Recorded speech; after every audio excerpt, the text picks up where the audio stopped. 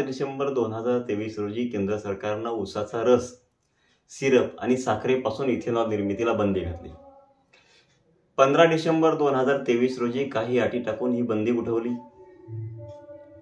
तुम्ही म्हणाल इथेनॉल निर्मितीला बंदी कारखान्याला घातली आणि परवानगी आता साखर कारखान्याला दिली. याचा आणि शेतकऱ्याचा संबंध काय?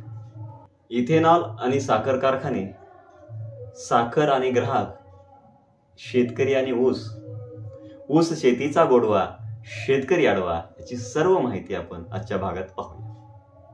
नमस्कार, आपला हरी शेतकरी या युट्यूब चॅनलमध्ये आपलं स्वागत आहे. मागील 5 वर्षापासून केंद्र सरकार इथेनॉल निर्मितीला प्रोत्साहन देत आहे.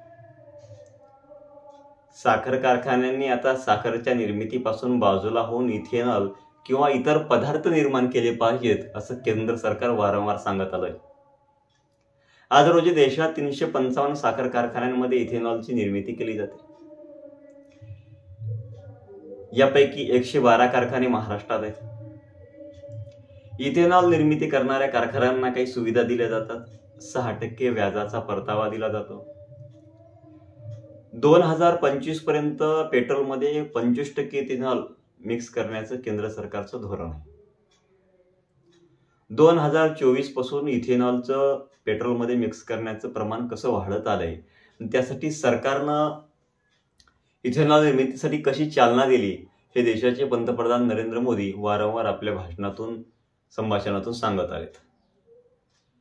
मग सरकार इथेनॉलला एवढं महत्व देत आहे, एवढा कुटाणा करतंय, तर मग इथेनॉलला बंदी का घातली असावी? यावर्षी देशात पाऊस कमी झालाय, त्यामुळे ऊसाच्या उत्पादनातही घट आली आहे. गेल्या वर्षीच पाऊस कमी असल्यामुळे ऊसाची लागवड कमी झाली होती. ऊस पिकाची लागवड कमी, ऊसात येणारी उत्पादनात घट, त्यामुळे साखरेच्या उत्पादनात निश्चित घट होणार हे निश्चित आहे. साखरेचं उत्पादन घटले तर मागणी पुरवठ्याचे गणित बिघडून साखरेचे भाव वाढतील, ही भीती केंद्र सरकारला आहे. त्यातच पुढच्या वर्षी एप्रिल-मे महिन्यामध्ये लोकसभेच्या निवडणुका आहेत आणि आपल्यावर ग्राहक नाराज झाला नाही पाहिजे, साखरेचे भाव वाढून महागाईची चर्चा झाली नाही पाहिजे, यासाठीची खरी तर गोम इथेच आहे. ऊसाचा रस आणि सिरप आणि साखरेपासून इथेनॉल निर्मितीसाठी 7 डिसेंबर 2023 रोजी बंदी घातली होती. पण बी आणि सी हेवी मॉलॅसिस पासून इथेनॉल निर्मितीला बंदी नव्हती.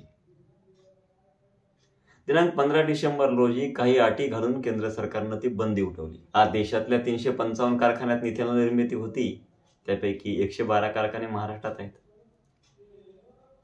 मागील वर्षी याच कारखान्यांनी 120 कोटी लिटर इथेनॉल तेल कंपन्यांना विकलं होतं. यातून कारखान्याला खेळतं भांडवल मिळालं होतं. जे कारखाने इथेनॉलची निर्मिती करतात त्यालाच राज्य सरकारी बँकही काही मदत द्यायची, कर्ज द्यायची. बी आणि सी हेवी मॉलॅसिस म्हणजे काय ते पहा. ऊसाच्या मळीपासून बनलेल्या इथेनॉलला बी मॉलॅसिस म्हणतात. सडलेले, खराब झालेल्या धान्यापासून जे इथेनॉल बनतं त्याला सी हेवी मॉलॅसिस म्हणतात. राज्यात जेवढं इथेनॉल बनतंय त्याच्यामध्ये ऊसाचा रस आणि सिरप याच्यापासून बनणाऱ्या इथेनॉलचं प्रमाण तब्बल 58% आहे. बी मॉलॅसिस पासून 40% इथेनॉल बनतंय, म्हणजे ऊसाच्या मळीपासून. आणि सी मॉलॅसिस म्हणजे सडलेल्या धान्यापासून केवळ 2% इथेनॉल तयार होतंय. ही बंदी उठवण्यासाठी शेतकरी संघटना आणि कारखानदार यांनी बंदी उठवण्यासाठी मोठी मागणी केली. सगळीकडे चर्चा सुरू झाली. याचे पडसाद आता राज्याच्या हिवाळी अधिवेशनातही उमटू लागले. मुख्यमंत्री अजित पवार यांनी केंद्रीय सहकार मंत्री अमित शहा यांच्याशी चर्चा केली. साखर कारखान्यांची लॉबी केंद्र सरकारवर दबाव आणू लागली. या निर्णयाचा फेरविचार झाला पाहिजे अशी मागणी होऊ लागली. दुसरीकडे लोकसभेच्या निवडणुका आहेत, तोंडावर आल्यात. ग्राहकही नाराज झाला नाही पाहिजे याची काळजी घेतली पाहिजे, त्यामुळे मधला मार्ग झाला. 17 लाख टन साखरेपासून इथेनॉल निर्मितीला परवानगी दिली जाते. आता इथेनॉल आणि FRP याचा काही संबंध आहे का? FRP ही साखरेच्या रिकव्हरी रेटवरून दिली जाते, इथेनॉलवरून नाही. परंतु इथेनॉलच्या निर्मितीसाठी कारखान्यांनी 17 ते 18,000 कोटीची गुंतवणूक केली आहे. त्यातच इथेनॉलला बंदी म्हणून राज्य सरकारी बँकेनंही कर्ज द्यायचं बंद केलं, अशी चर्चा झाली. त्यामुळे कारखान्याकडे आता खेळतं भांडवल नाहीये. त्यातच केंद्र सरकारने साखर कारखान्याच्या साखरेच्या निर्यातीला बंधन घातले.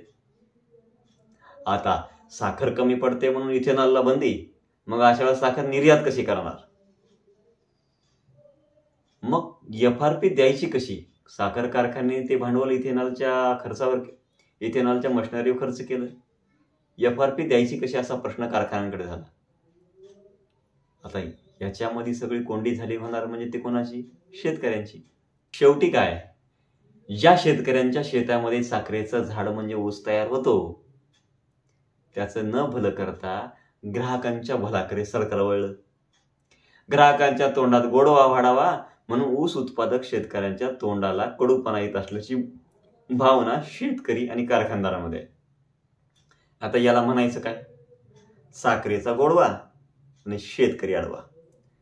पुन्हा भेटूया अशाच एका शेतीविषयक माहितीसह. माहिती आवडली तरच चॅनलला सबस्क्राईब करा. आपल्याला काय वाटतं ते कमेंट करून निश्चित सांगा आणि पाहत राहा आपला हरी शेतकरी. नमस्कार.